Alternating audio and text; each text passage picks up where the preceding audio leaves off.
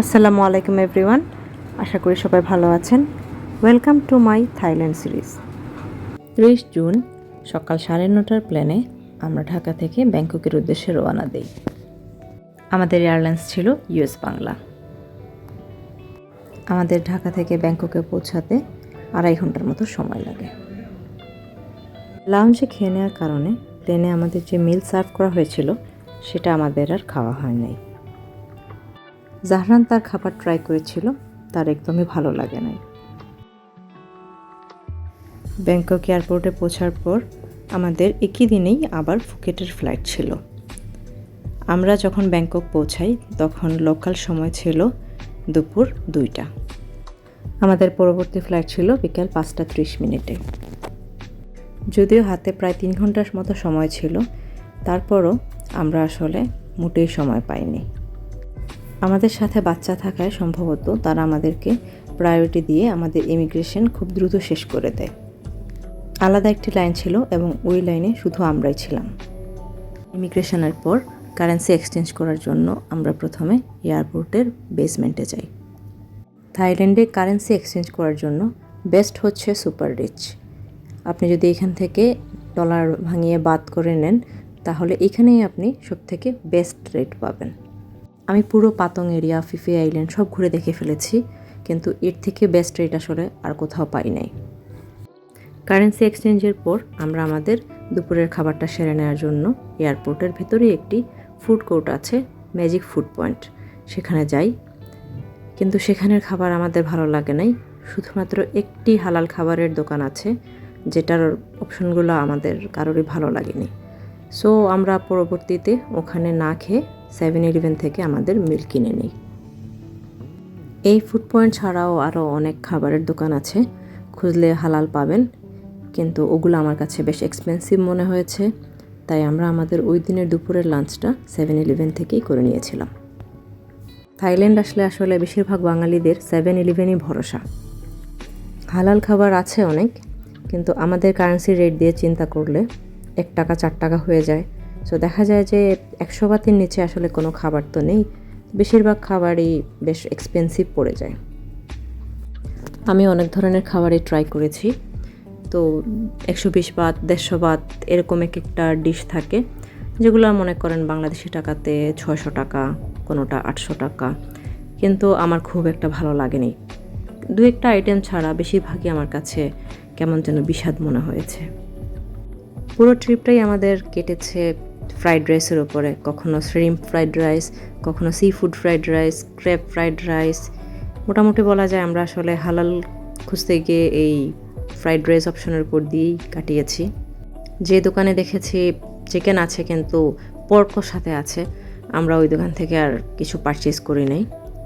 খাওয়া শেষ করে আসতে আসতেই আমাদের পরের ফ্লাইটের টাইম হয়ে যায়। আমরা প্লেনে উঠে পড়ি। তো প্লেন আমাদের 30 মিনিটসের মতো ডিলে করে, তারপর মোটামুটি বলা যায় যে আমরা সন্ধ্যার দিকে পৌঁছে যাই। ফ্লাইটে আমাদের সময় লেগেছে 1 ঘন্টা 15 মিনিটের মতো। পুরো ফ্লাইট জুড়েই জানালা দিয়ে যে ভিউ ছিল সেটা ছিল অসাধারণ। উপর থেকে বিশাল সমুদ্র আর মাঝে মধ্যে পাহাড়গুলো দেখা যাচ্ছিল উঁকি দিয়ে দাঁড়িয়ে আছে। ফুকেট এয়ারপোর্টটা ছোট কিন্তু খুব ঝকঝকে একটা এয়ারপোর্ট, যে কারো ভালো লাগবে। এত ক্লিন একটা এয়ারপোর্ট, কোথাও কোনো মানুষ ক্লিন করছে এরকম না, মেশিনেই সব কিছু অটোমেটিক ক্লিন করে নিয়ে যাচ্ছে, মুভ করে যাচ্ছে। আমরা এয়ারপোর্ট থেকে বের হয়ে সোজা চলে যাই ফুকেট স্মার্ট বাস সার্ভিসের দিকে।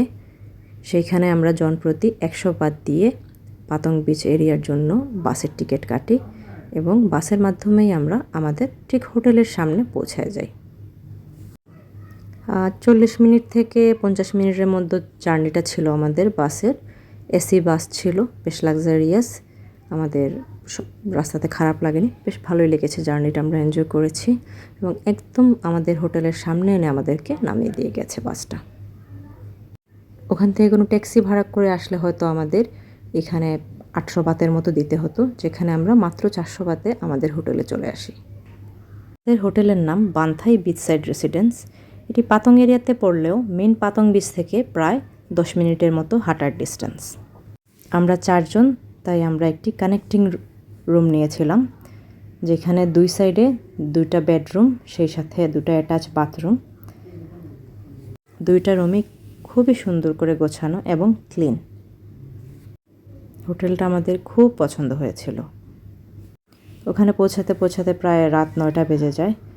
1 ঘন্টার মতো রেস্ট নিয়ে তারপর আমি আর জাহরান আর কিয়ান আমরা 3 জন বের হই রাতের খাবার কিনতে।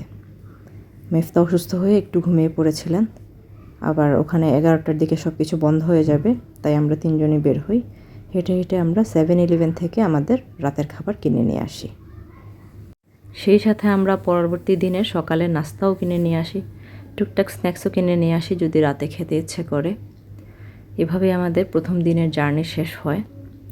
পরের দিন সকালে আমরা যাব ফুকেট ভিউ পয়েন্ট দেখতে, ডাইনো পার্ক দেখতে এবং সেই সাথে ওল্ড টাউন, তারপর পাতং বিচ, এগুলো আমাদের দেখার প্ল্যান আছে।